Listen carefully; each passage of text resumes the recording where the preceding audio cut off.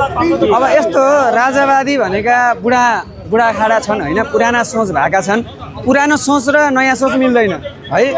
उहाँहरू भनेका पुराना सोचका हुन्। उहाँहरूको अब जिन्दगी पनि धेरै छैन।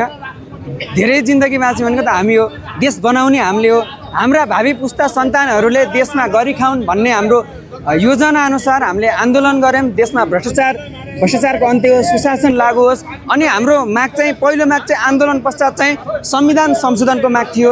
अनि दोस्रो भनेको प्रत्यक्ष कार्यकारी प्रधानमन्त्रीको चुनाव गराउनु थियो। तेस्रो भनेको प्रदेश सभा खारेज गर्नु थियो है। यो प्रदेश हामीलाई चुनावमा भोट हाल्दैनौँ। जो यदि चुनावमा भोटमा उठ्छ उम्मेदवार उठ्छ त्यो उम्मेदवारलाई हामी घाँटी काटेर फालिदिनेछौँ। खबरदार भ्रष्टाचारी काङ्ग्रेस एमाले माओवादी रापरपा स्वतन्त्रका उम्मेदवारहरू गाउँ गाउँ गयो भने तिमीहरूलाई हामीले सिधै घाँटी काट्नेछौँ। घाँटी काट्नेछौँ, नकाट्नेछौँ। यदि उम्मेदवार कहीँ गाउँमा गयो भने हामीले मारिदिनुहोस्, त्यसलाई जिम्मा पाउँछ, मारिदिनुहोस्।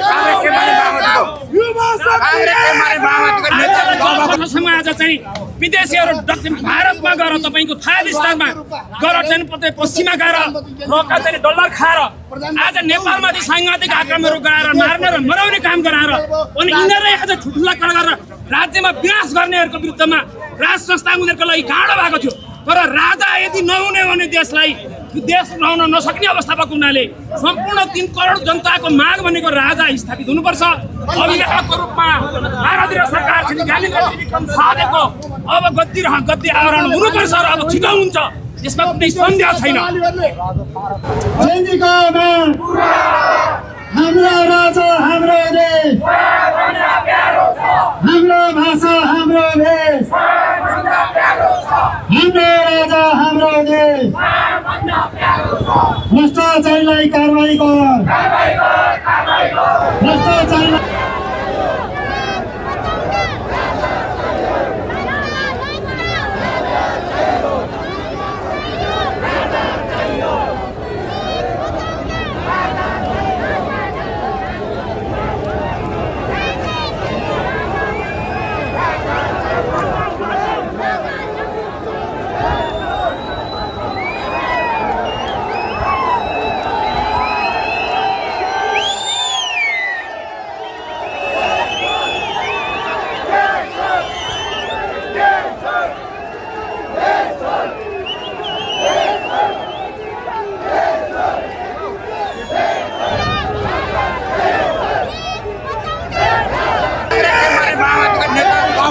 घाँटी काटेर फाल्नुहोस्, घाँटी काटेर फाल्नुहोस्।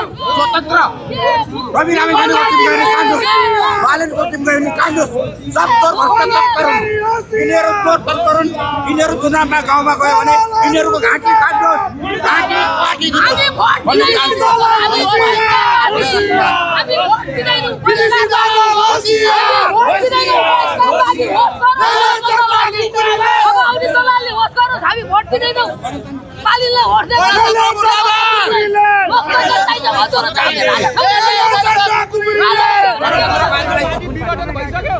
गणतन्त्रको सिद्धान्त बोकेर लाज लाग्दैन सानो मान्छे हेर्नु त सानो मान्छे सानो मान्छेले हामीलाई त हजुर बुवा भन्न पर्ने ठाउँमा त बुढो बाहिर जाएर मलाई त मान्छे हेर्नु त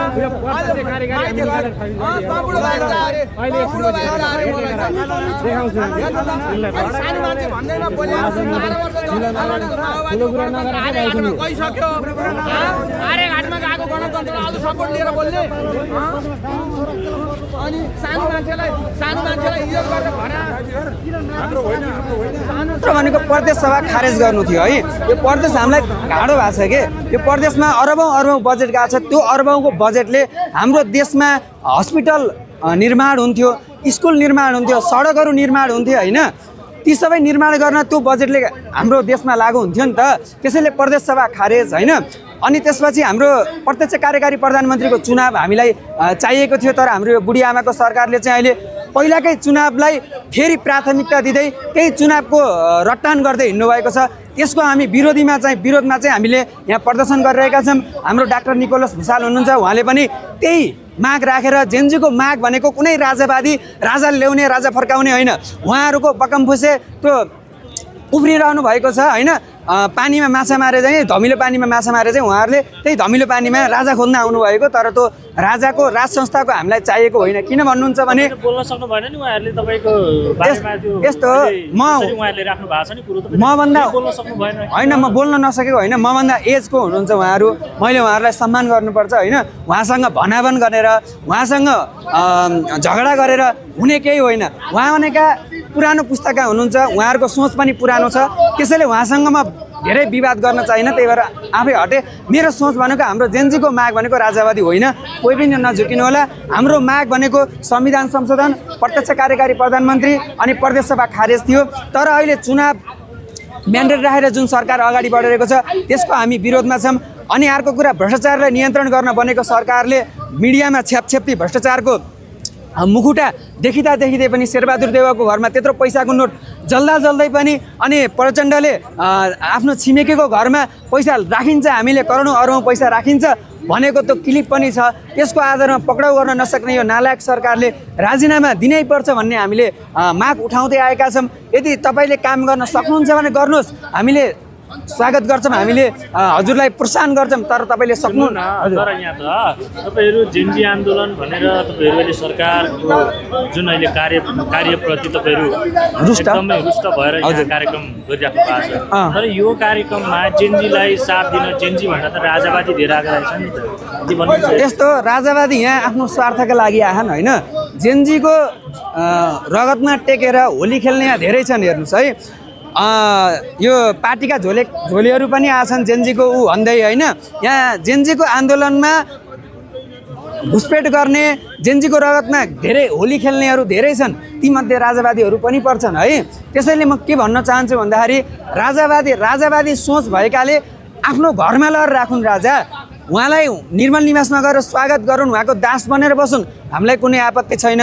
तर हाम्रो देश राजालाई सुम्पिनु भएन कि, किन भन्नुहुन्छ भने भोलि राजाको देहान्त पश्चात भोलि आउने उहाँका छोराछोरीहरू सही हुन्छन् भन्ने ग्यारेन्टी छैन, हेर्नुहोस् होइन। त्यसैले राजतन्त्र भनेको दासत्व स्वीकार गर्नुपर्ने एउटा संस्था हो, त्यसैले हामीलाई दासत्व स्वीकार छैन, राजा स्वीकार छैन हामीलाई। राजा आफ्नो ठाउँमा ठिक हुनुहुन्छ, निर्मल निवासमा ठिक हुनुहुन्छ, राजवादीहरूले उहाँलाई गएर सधैँ सेवा गरून्, हामीलाई कुनै आपत्ति छैन। तर हाम्रो हाम्रो देशका जनताहरू दास बनाउन हामीलाई स्वीकार्य छैन। किन भन्दाखेरि हाम्रो देशमा निकास चाहिएको, हाम्रो देशमा रोजगार चाहिएको, हाम्रो देशमा सुशासन चाहिएको, हाम्रा देशका युवाहरू जुन विदेशको गएर गुलाम बनेका छन् ती सबै युवाहरूलाई कसरी फर्काउने, हाम्रै देशमा कसरी उद्योग कल कारखाना खोल्ने, कसरी हाम्रो देशलाई विकसित राष्ट्रमा परिवर्तन गर्ने भन्ने हाम्रो जेनजीको सोच छ, त्यो हाम्रो भिजन पनि छ, हामीले पुरा पनि गर्छौँ। तर राजावादी भन्दै आएर उहाँहरू भनेका अब बुढाखाडा हुनुहुन्छ, उहाँहरूको उमेर कति न होला, 10 वर्ष होला, 20 वर्ष होला,